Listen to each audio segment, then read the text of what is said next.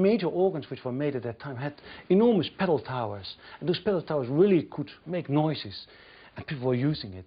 And if it was brought to the harpsichord, I mean, think for Dietrich Buxtehude, the same kind of surprise was there. Surprised by stopping, let people wait, hang on your lips, and then finally the answer comes.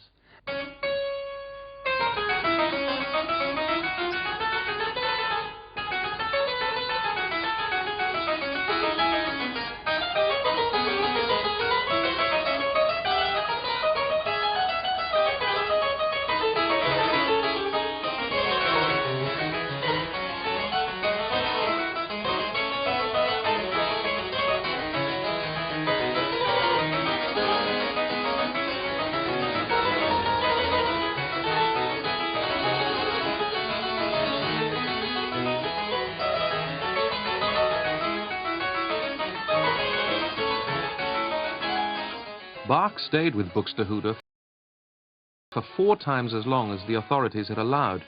When he returned to Arnstadt, they were furious. They complained that he was both willful and stubborn, that he had gone to the wine cellar during a sermon, and that he had been unnecessarily involved in a sword fight with a student after accusing him of playing the bassoon like a goat. They also censured Bach for inviting a strange maiden into the choir loft. This was almost certainly his cousin, Maria Barbara, whom he married at the little church in Dornheim on October the 17th, 1707. Their marriage had music at its heart, and 2 of their children, C.P.E. Bach and Wilhelm Friedemann, would become great composers in their own right.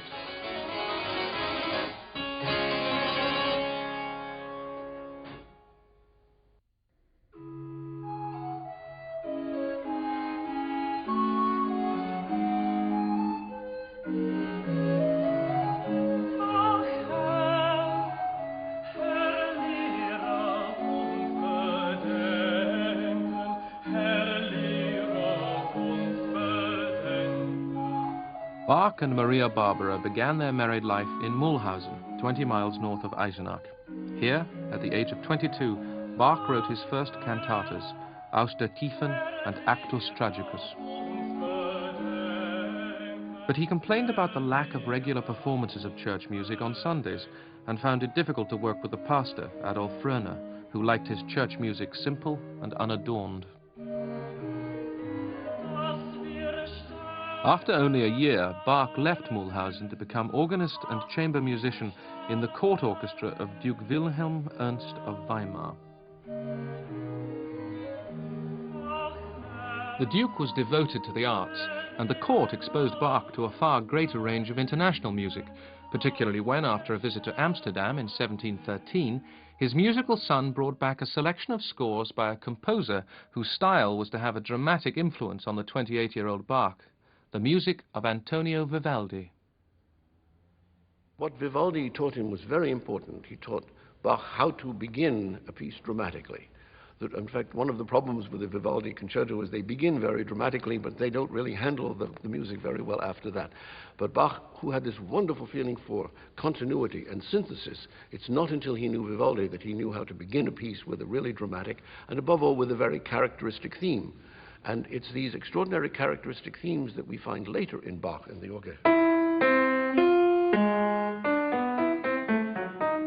Things like that, which, I mean, there's the wonderful beginning with a kind of dramatic flourish. He got that from Italian music.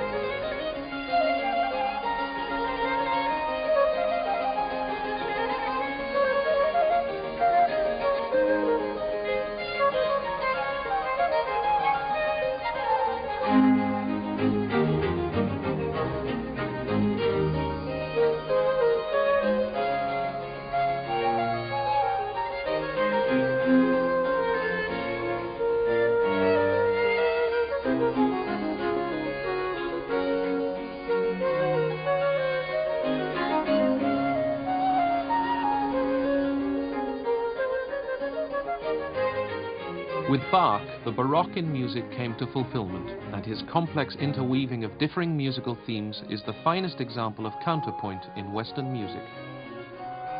Bach was basically a contrapuntal composer. The contrapuntal texture is, if you like, a tapestry made up of all sorts of different coloured threads. And so each individual thread has its own beauty, its own independence, it has its own reason for being. But if you weave them all together, they make a wonderful, glorious whole, this tapestry of counterpoint. He has changed the rules. He has found new areas. He has developed a fantastic way of structure. The chords, the harmonies are very rich.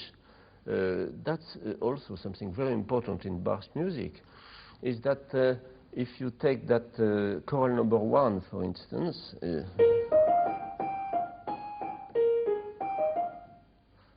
so you have nearly one harmony every half bar.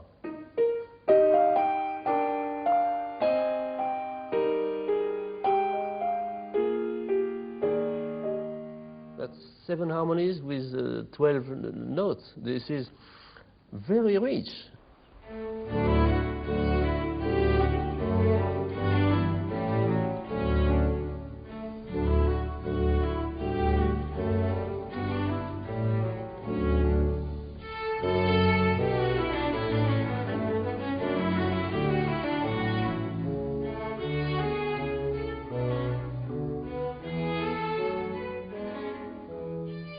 At the court in Weimar, Bach composed organ fugues, chamber pieces, orchestral suites and cantatas. Music was written both for the chapel and for princely entertainment, with the same melodies and popular dance rhythms appearing in both courtly and devotional works. I think the secular sacred division in Bach's cases can be over-exaggerated. As far as festive music